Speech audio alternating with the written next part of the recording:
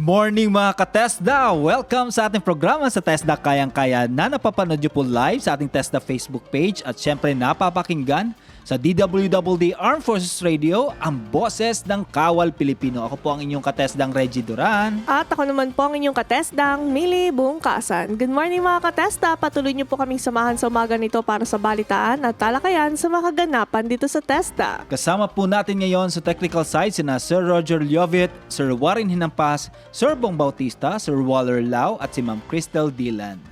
Nakantabay naman ng ating mga social media officers para sa inyong ma-inquiry sa ating live stream dito po sa TESDA Facebook page. Sa ikalawang bahagi ng ating programa, makakasama natin via Zoom ang Acting Regional Director ng TESDA SOC Sergeant upang pag-usapan ng mga ganap at updates dyan po sa TESDA Region 12. Pero bago po tayo magpatuloy sa ating programa, batiin po muna natin ang ating mga masusugid na tagapakinig. Yes. Unang-una po, nais po nating i-congratulate ang ating mga kasamahan po dito sa PIO sa pagpasa po sa Civil Service Professional Exam. Yes. Congrats! Congrats. Sila po ay ang ating photographer na si Hope Amable at ang head ng ating contact center unit na si Sir Glenn Escalona. Ayun, Congrats po! Mga Lods, ayan. Pagbati naman ng happy birthday sa influencer at partner natin sa pagpapalaganap ng mga TESDA programs. Walang iba kundi si Sir Wilbert Tolentino. Happy birthday po sa inyo, Sir Wilbert, at maraming salamat po sa inyong walang sawang suporta sa mga programang TechVoc at mga programa ng TESDA. Cheers, Sir Wilbert! Yes, happy birthday po, ka-freshness! Yung. Binabati ko rin ng happy birthday ang ating magaling na direktor ng TESDA Quezon City District Office, ang ating Pikit Princess tuwing may photo ops, walang iba kundi si Attorney Angel Chavez. Happy birthday, Director Angel, and cheers to many more! At syempre, bukod sa mga pagbati, meron din po tayong mga katanungan mula sa ating manonood at tagapakinig. Sa TESDA, Kayang-Kaya! Mula kay Gerald, where can an OFW study online who wants to enhance their knowledge? Ayan, maraming salamat Sir Gerald sa iyong katanungan. I'm so sure katanungan din ito ng maraming OFW na taga-subaybay ng ating TESDA Facebook page, no? Meron po tayong TESDA online program o yung tinatawag nating TOP, kung saan maaari po mag-aral ng online at libre ang ating mga kapatid na OFW. Ito po ay upang mapalawak ang inyong kaalaman at skills anumang oras at sa amang bansa kayo naroroon. Maaaring bisitahin po ang ating TOP website sa etesda.gov.ph. Ulitin po natin, no? e-tesda.gov.ph. At syempre, makikita nyo po doon ang kumpletong detalye at kung paano po kayo makakapag-register. Ayan. Muli, paalala lamang po sa ating mga kababayan na mag-iingat po tayo mula sa mga scammers o fake pages po na nagpapanggap na TESDA. Tandaan po natin ang ating mga serbisyo dito sa TESDA ay libre po at hindi po humingi ng bayad. Kapag humingi po ng bayad, nako, siguradong scam po yan. Kaya dobleng pag-iingat po mga kababayan. Maaari din pong gamitin ang ating TESDA Skills Passport app kung saan makikita ang inyong mga official credentials. Ligtas po ito, madaling dalhin at maaari ninyong ma-access kahit saan at kahit kailan. Samantala, atin po munang silipin ang mga pangunahing TESDA updates mula sa ating mga TESDA Information Officers. Mga maiinit na balita at kaganapan ihahati ng TESDA Information Officers mula sa iba't ibang panig ng bansa. Ito ang TESDA Update. TESDA Study Visit sa Thailand, inaasahang magpapalawak ng oportunidad para sa manggagawang Pilipino. TESDA Update mula kay Mary Ann Davales Mogol ng TESDA Central. TESDA Update. Inaasahang mas mapapalakas ang kakayahan at competitiveness ng mga manggagawang Pilipino kasunod na isinagawang study visit ng TESDA sa bansang Thailand. Alinsunod ito sa direktiba ni Pangulong Ferdinand Bongbong Marcos Jr. na higit pang paigtingin ang workforce competitiveness at palawakin ang akses sa dekalidad na pagsasanay. Pinangunahan ni TESDA Secretary Kiko Benitez ang delegasyon ng Pilipinas sa pag-aaral ng mas pinaunlad na Technical at Vocational Education and Training o TVET system sa naturang bansa. Sa naturang pagbisita, natutunan ng delegasyon ang iba't ibang best practices tulad ng ladderized education pathways, credit transfer systems, dual training models, at ang pagsasama ng green at digital skills. Mga paraang makatutulong upang mas mapabilis ang paglipat ng mga Pilipino mula sa pagsasanay tungo sa trabaho. Binisita rin ng TESDA delegation ang Subhan Buri College of Agricultural Technology at Nakhon Pathom Vocational College at nakipagpulong sa Office of the Vocational Education Commission ng Thailand. Gayon din sa International Labour Organization Regional Office for Asia and the Pacific. Kabilang sa mga posibleng larangan ng kooperasyon ang micro-credentials, recognition of prior learning, green skills development, at regional workforce mobility. Ipinakilala rin sa delegasyon ang Green Jobs and Skills Measurement Framework at ang ILO Digital Skills Coalition, isang AI-powered platform na sumusuporta sa skills intelligence at curriculum development. Ayon kay Secretary Benitez, makatutulong ang mga natutunan mula sa TVET system ng Thailand upang lalo pang mapalakas ang industry-driven at future-ready training programs ng TESDA na nakaangkla sa lifelong learning at digital transformation. Dagdag pa rito, sinusuportahan din ng study visit ang papel ng Pilipinas bilang ASEAN Chair sa 2026 at inaasahang magsisilbing gabay sa patuloy na reforma upang mapabuti ang training, delivery, mapalawak ang access oportunidad at higit pang mapataas ang global competitiveness ng mga magagawang Pilipino. Mula sa TESDA Central Office, ito po si Mary Ann Davales Mogol sa TESDA, Kayang-Kaya. TESDA Update. TESDA Update. Maraming salamat Mary Ann ng TESDA Central. Samantala, Secretary Kiko Benitez, personal na ininspeksyon ang mga programa at pasilidad ng TESDA sa Bulacan. TESDA Update mula kay Christina Marie Dizon ng TESDA Giginto. TESDA Update. TESDA Update. Noong 7 ng Abril, taong kasalukuyan, nagsagawa si Secretary Kiko Benitez ng Technical Education and Skills Development Authority o TESDA ng isang komprehensibong pagbisita at program engagement sa Regional Training Center Central Luzon, Giginto, Bulacan, kabilang ang Bulacan Provincial Office at ang Korea Philippines IT Training Center. Ang pagbibigay prioridad sa kapakanan ng mga Overseas Filipino Workers o OFWs ang naging pangunahing tema ng kanyang pagbisita na nagpapakita ng matibay na pangako ng TESDA sa paglinang ng globally competitive na manggagawang Pilipino at pagpapalawak ng access sa napapanatiling oportunidad sa trabaho sa ibang bansa. Sa kanyang pagbisita, inikot ni Secretary Benitez ang mahalagang pasilidad, kabilang ang mga administrative office at ang iba't ibang workshop area. Nakipag-ugnayan din siya sa mga trainer at trainees upang makakuha ng mga pananaw hinggil sa implementasyon ng mga programa at matukoy ang mga oportunidad upang higit pang mapabuti ang kalidad, kaugnayan, at pagiging responsive ng mga Technical and Vocational Education and Training o TVET initiatives ng TESDA.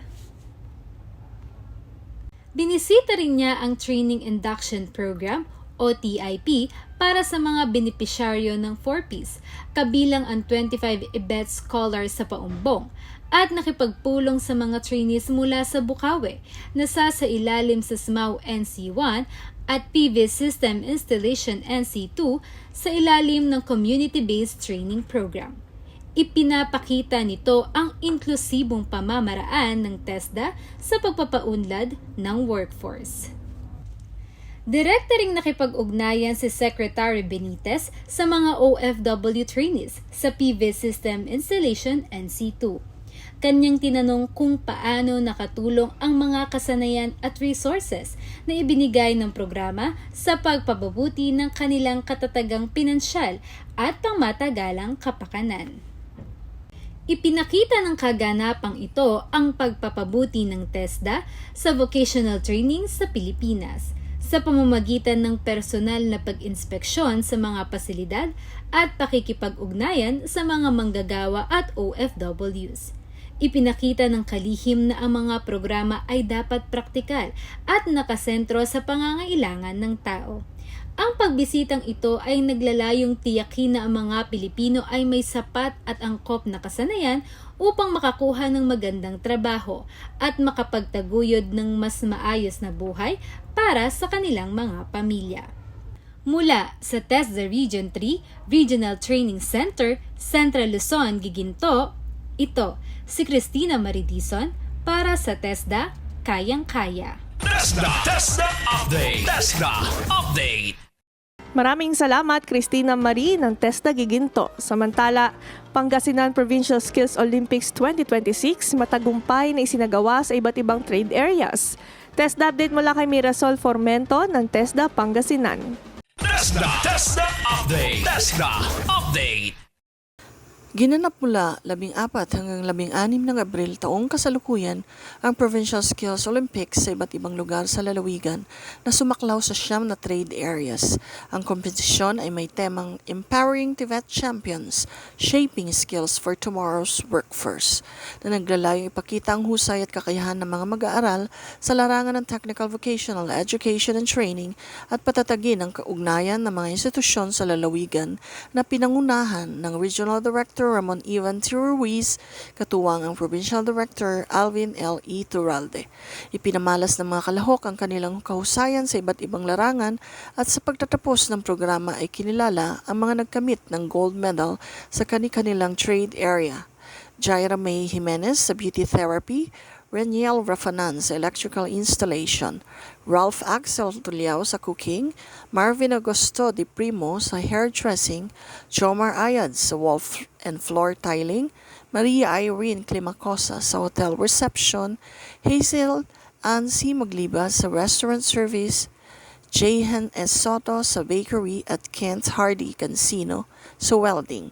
Naging matagumpay ang 2026 Provincial Skills Olympics sa pagtataguyod ng kahusayan, disiplina at kahandaan ng mga kalahok para sa hinaharap na oportunidad sa trabaho.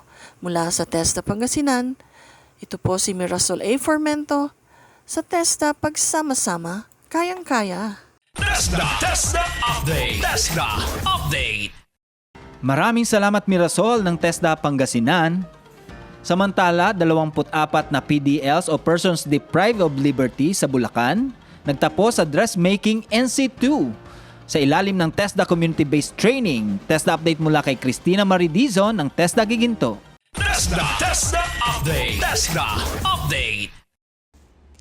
Isinagawa noong 8 ng Abril, taong kasalukuyan, ang isang makabuluhang seremonya ng pagtatapos sa Pulilan Municipal Jail sa Bulacan, kung saan nagtapos ang 24 na Persons Deprived of Liberty o PDLs mula sa Community-Based Training Program sa Dressmaking NC2. Ipinagmamalaki na nakamit ng programa ang 100% certification rate kung saan lahat ng mga nagsipagtapos ay matagumpay na nakapasa at nakakuha ng kanilang national certificate sa Dressmaking NC2. Isang mahalagang hakbang ito tungo sa kanilang personal na pag-unlad, pagbabagong buhay at paghahanda sa pagbabalik sa lipunan.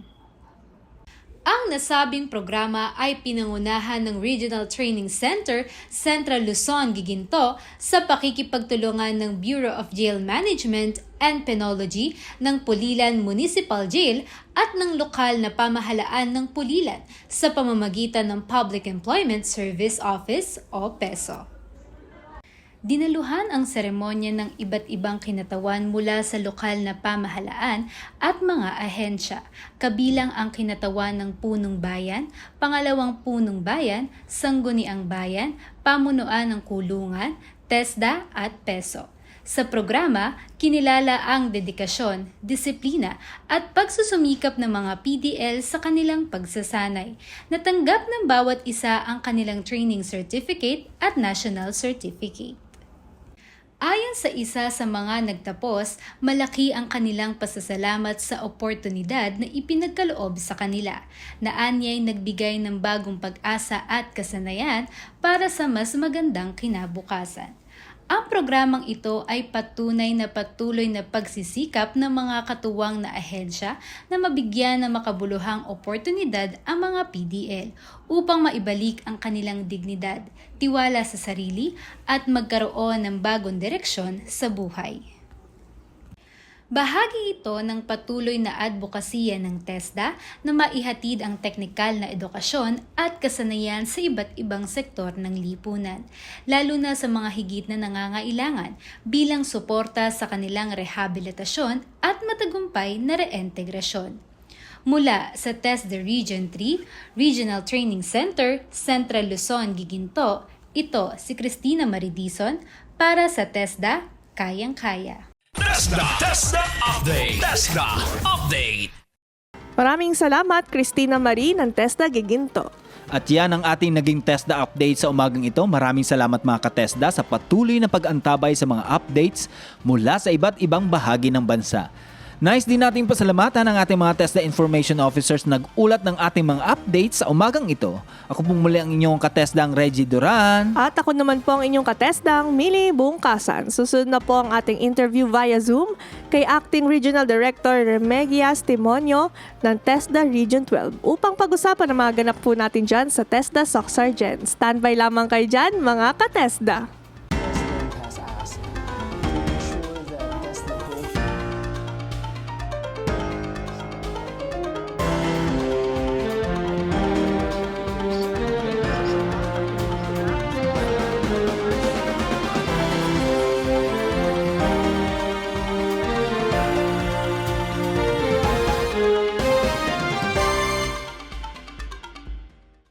Kayo pa rin ay nakikinig sa ating programang sa TESDA Kayang-Kaya live sa DWWD Armed Forces Radio, ang boses ng Kawal Pilipino. At syempre, napapanood sa ating TESDA Facebook page.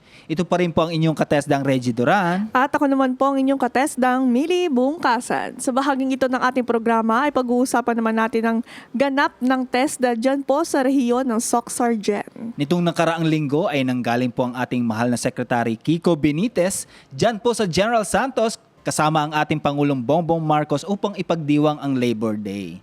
At kaugnay nga nito, makakapanayan po natin ang walang kapagod-pagod, ang idol natin na Acting Regional Director ng TESDA Region 12, walang iba kundi si Director Remegias Timonio. Good morning po, ARD, at welcome po dito sa ating programang sa TESDA Kayang-Kaya. Good morning po, magandang pong umaga sa inyong lahat.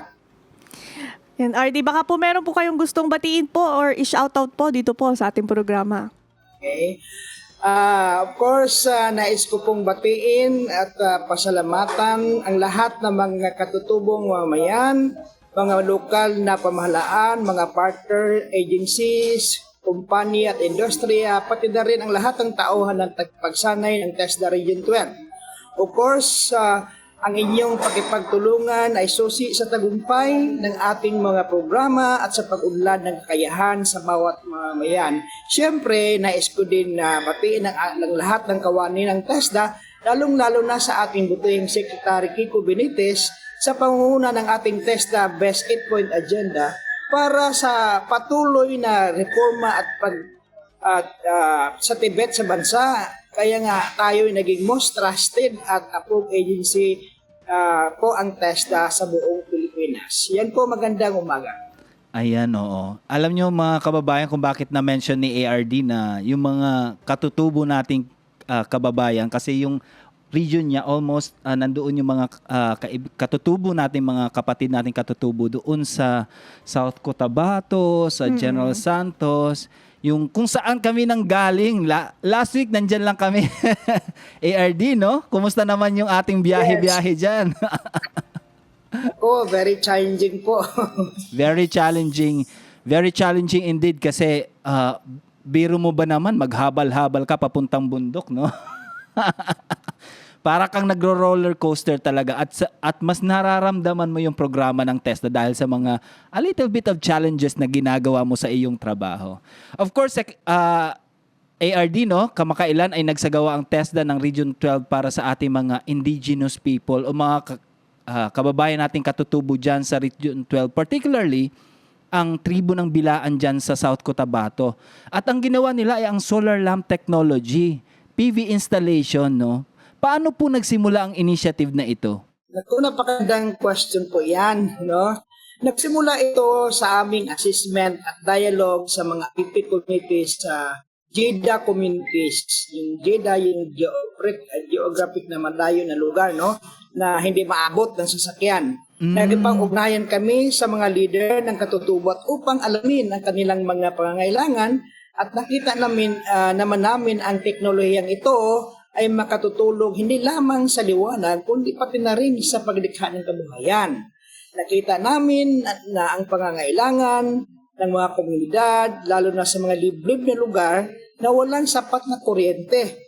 Nakita namin na sila yung pinakamadaling maapektuhan ng terorismo at mabagal na pag-unlad. Kaya naman napansin namin ang kakulangan sa kuryente at sustainable livelihood, kaya ibinigay namin ang solar lamp technology training. Yan ay practical skills sa electrical at renewable energy. Ito rin ang esensya ng trend lokal sa Lake Cebu para sa 4-piece beneficiaries. Ibaba natin siyempre ang gastos sa kuryente at lumikha ng livelihood sa renewable energy sector. Nakipagtulungan din po kami sa mga eksperto at organization na may kaalaman sa solar energy upang mabuo at maipatupad ang pagsasanay na ito na angkop naman sa kanilang kultura at pamumuhay. Kaya nga, binigyan pansin talaga namin ang tulungan yung mga katutubo natin na maliwanagan naman ang kanilang pamumuhay doon. Ibig sabihin na 70 years na po, 70 taon na walang ilaw. No? Kaya nga, meron tayo doon na bigyan natin ng ilaw sila para naman maginhawa din naman ang buhay doon kahit sa liblib na lugar. That's right. Opo. ARD, bakit po ba mahalaga na dalhin po yung mga ganitong klaseng training po sa ating mga IP community sa South Cotabato? Napakahalaga dahil ang skills training ay hindi dapat limitado sa urban centers. Mandato ng TESDA na dalhin ang oportunidad sa grassroots level.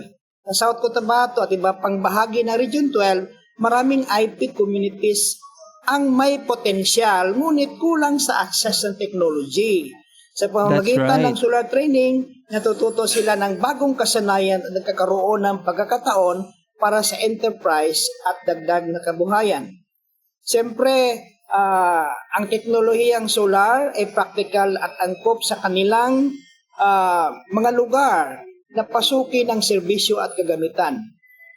At hindi lang yan, nangailangan ng malaking infrastruktura. Bukod dito, nagbibigay ito sa kanila ng kasanayan, maaari nilang gamitin para sa sariling kagamitan at gawing papagukunan kita at pamamagitan ng paggawa ng pagkukumpuni. Ito ay paraan upang igalang at isama ang kanilang pag-unlad sa ating lipunan. Ayan, opo. And also shout out sa ating mga na-interview dyan sa ating sa South Cotabato, sina Clarin at si Jonathan, yung mga ating mga 4-piece beneficiary na talagang tumutok at nag-training, no? Minsan kates ng mili, no? Ma-imagine natin, lumalakad sila ng 10 kilometers. Wow! Para lang umattend ng training. Dahil sa kagustuhan na magkaroon ng ilaw ang kanilang mga pamamahay at sa kagustuhan na rin na maaari nila itong magamit kung sakaling sila ay ma-employed. At naalala ko ang sabi ni Jonathan, no? Para daw ito sa kanyang anak. Siguro ituturuan niyang kanyang anak o marahil gagamitin niya ito para magkaroon ng trabaho, para makapagtapos ang kanyang anak, no? At shoutout na rin sa ating trainer dyan, si Sir James. Shoutout po sa inyo. Ayan. Sir, kumusta naman po yung kamakailan, di ba, bumiyahe si Pangulong Bongbong Marcos at si Secretary Kiko Benitez upang ipagdiwang ang ating Labor Day diyan mismo sa General Santos. Kumusta naman po ang ating naging pag-handle ng Labor Day activities diyan? Nako, pasalamat po kami kasi yung Pangulong mismo, Pangulong Bongbong Marcos, ay masayang-masaya sa ginagawa ng lahat ng ahensya ng gobyerno, lalong-lalo na sa TESDA. Oo nga. In fact, nandoon yung sekretary natin ay naipagbigay sa Pangulo ano yung ginagawa ng TESDA doon sa Suksargen. Marami po tayong na-showcase ng mga demo skills, siyempre mga servisyo ng TESDA, yung ating TESDA apps, no?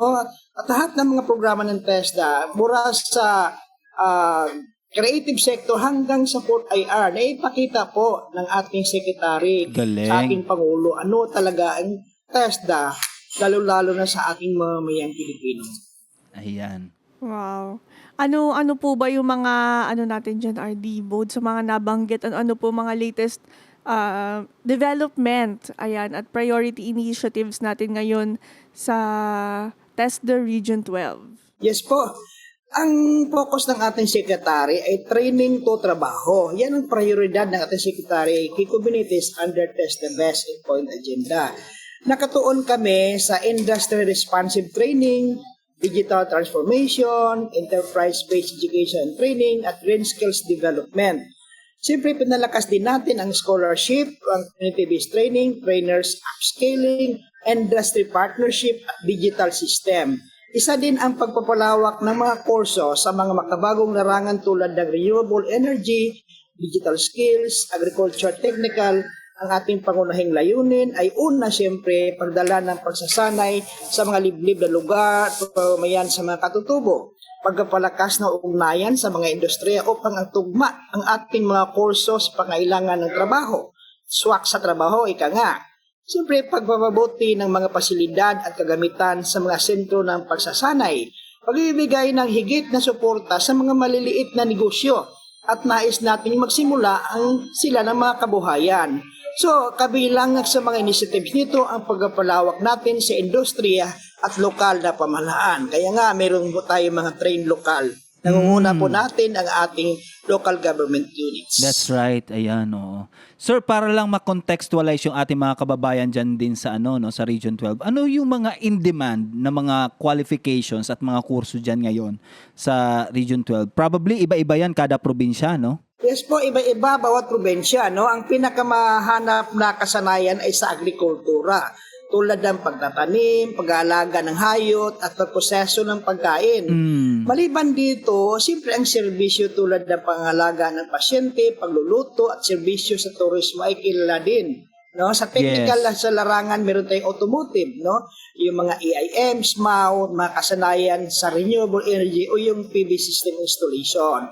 Siyempre, ang makabagong kasanayan, meron tayong computer operations at digital marketing at iba pa. In demand, so marami po tayong in demand. Kaya nga lumalaki ang demand sa digital skills at renewable energy sa ngayon. Lalong-lalo na yung ating energy ngayon, napakamahal naman ng ating kuryente at saka siyempre yung mga oil ngayon.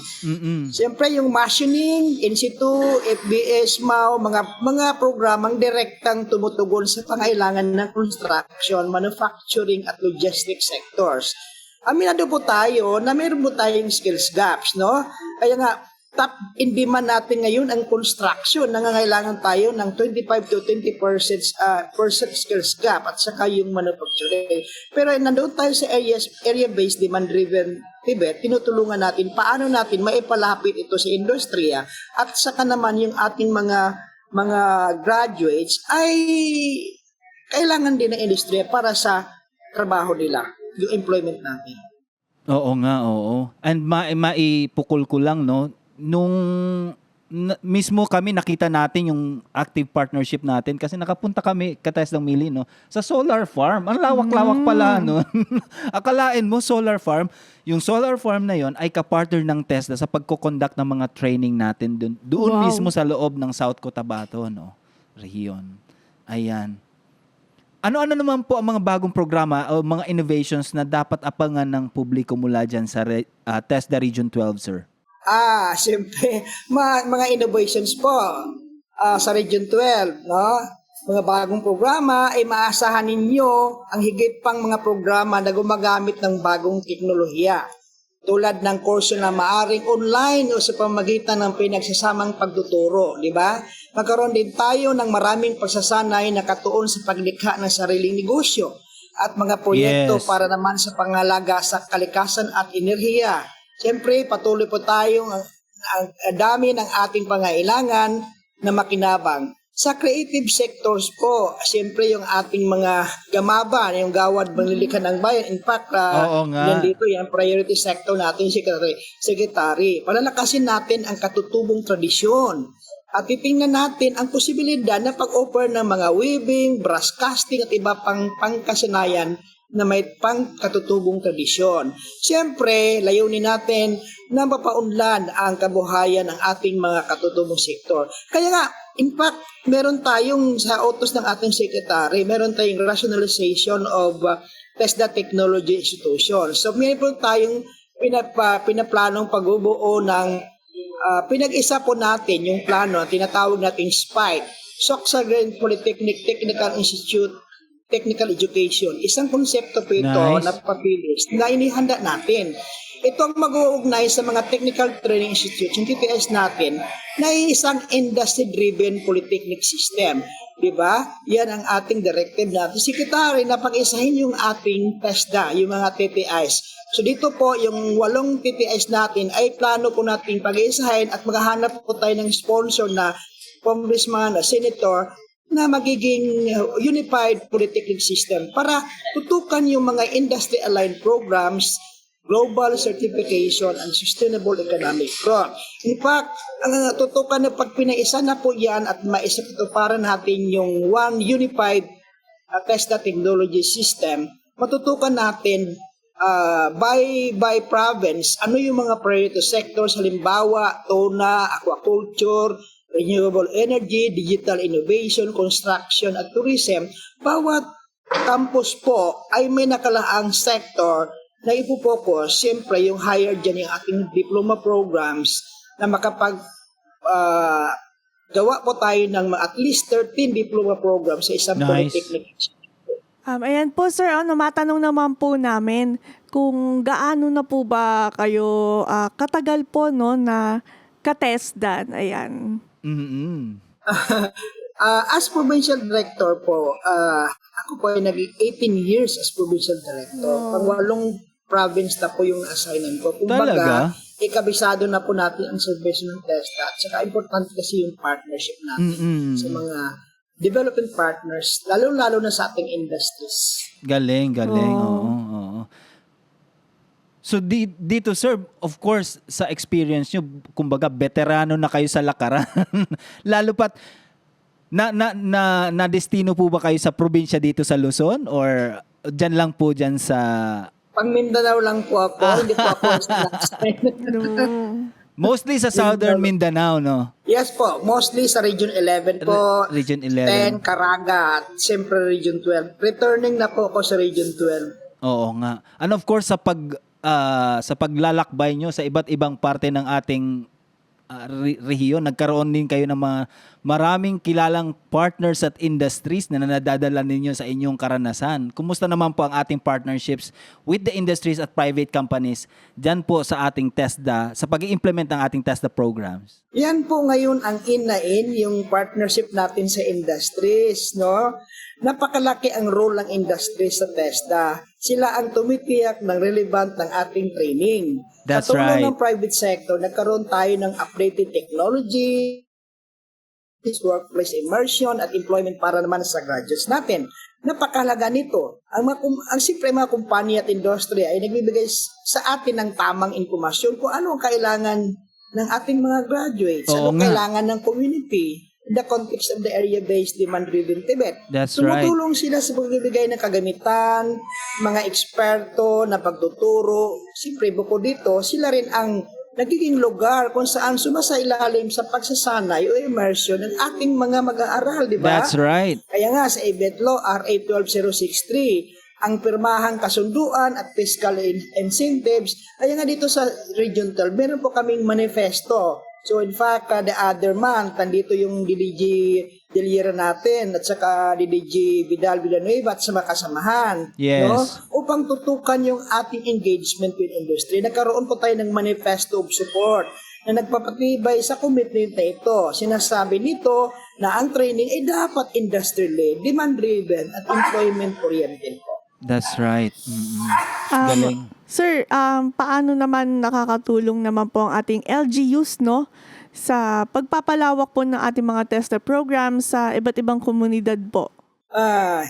Siyempre, ang pagpapalakas ng Tibet ecosystem na ay titiyak na ang skills development ay tumutugon na access at siyempre nagpamamayari ng mga komunidad sa paglilingkuran nito. Ang LGUs ay isa sa pinakamahalagang partners ng TESDA. Sila ang tumutulong sa identification ng beneficiaries, provision ng training venues, scholarship support at community mobilization. Yan ang concept ng train lokal na ating ginagawa sa ngayon. No? So palakasin natin ang mga LGUs bumagitan ng kanilang CTEC, community training and employment coordinators upang maging tunay na kampiyon ng Tibet ng kanilang lugar. Ibibigay natin sa LGU ang pagpapatakbo ng training program kung saan nakatutok sa area-based demand-driven Tibet. Nandiyan naman yan sa devolution plan natin sa pathway number 2. Diba? Yung ating yes. devolution plan ng TESDA. Yan ay pinalawak po natin na maintindihan ng LGU ano ba ang role nila sa ating skills development. Yan, oo. Itong susunod kong tanong, no, na-witness ko na to, pero gusto ko si RD ang magkwento. May mga successful partnership stories na po ba tayo with LGUs na nagbigay ng livelihood at trabaho sa mga tao? Yes, napakagandang tanong yung RD, no? Siyempre, marami po tayo. Halimbawa, yung pinaka-latest natin sa Lake Cebu, di ba? Yes, ang sir. mga nagtatapos ng PV system training ay nagkaroon na ng kita sa pag-install ng solar light. Siyempre, habang ang iba ay na-interview ng City Corps. Ang City Corps talaga yung kumpanya na siyempre nag-hire ng ating mga trainees, lalo na sa PV installation. Nag-aabang na po sila. Kulang pa nga yung ating mga graduates para sa pangailangan ng City Corps. Talaga? Ka naman doon, diba? Nakita Yes, mo sir. yun? Opo, oo. Siyempre sa pamagitan ng convergence ng TESDA, LGU at iba pang ahensya, nabigyan ang mga liblib na lugar. Diyan halimbawa sa City of Lit, diyan sa yung sa Lake Cebu. Hindi lang ito proyektong pang-infrastruktura. Naghatid po tayo ng oportunidad sa mga teknolohiya, edukasyon at negosyo sa mga katutubo natin. Siyempre, hinihikayat natin ang mga LGUs na magpatakbo ng LGU-led Tibet. Diba? Halimbawa, ang bayan ng Alabel sa Sarangani Province ay nangunguna sa pagtatayo ng food hub na pinangaralan na special commendation ng Career Executive Service Board bilang finalist ng Presidential Gawad CES Award. Of course, ako po ay napili bilang one of the top 3 finalists in the Presidential Gawad Search Nationwide Award po ng CESP. At ito po ay isang convergence program na nagtatayo ng food hub sa bayan ng Halabel. Dumalo ang 197 membros na mula sa 8 Farmers Association, 2 OFWs Association, 1 Rural Improvement Club na rehistrado po ng DOLE. Siyempre, mula ng pagbuka, sumaabot ng ilang produkto ang naibenta sa ngayon, sa ilang taon na. At ngayon ay lumilikha ng milyong peso ang income ng mga magsasaka doon na mga katutubo. Alinsunod sa iyan ay naman ay alinsunod sa Philippine Development Plan na labanan ng kahirapan sa pamamagitan ng ating agriculture, productivity, food security, and inclusive peace and development. Siyempre, bidang-bida po tayo yung pagtatayo ng LGU-led Training Center.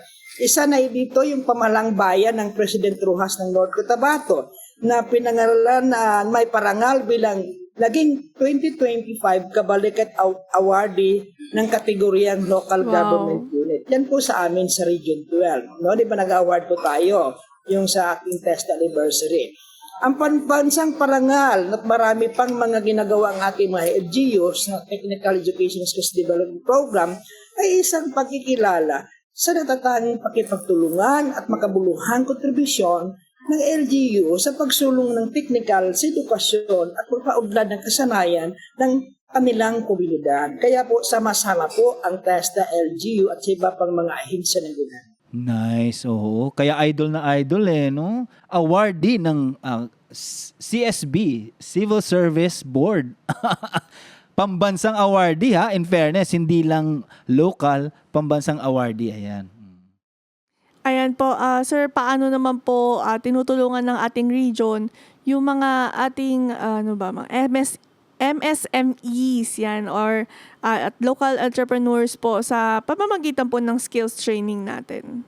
Siyempre, yan naman ang focus dati ng TESDA. Paano natin matulungan yung mga MSMEs, di ba? Tinutulungan namin sila sa entrepreneurship training, productivity enhancement at skills upgrading. Layunin natin na hindi lang magbigay ng trabaho, kundi lumikha ng job generators yan. Sa Train Local event, nagkaroon ng showcase, halimbawa, ng tinalak products habang ang Dole ay nagsagawa ng job hiring.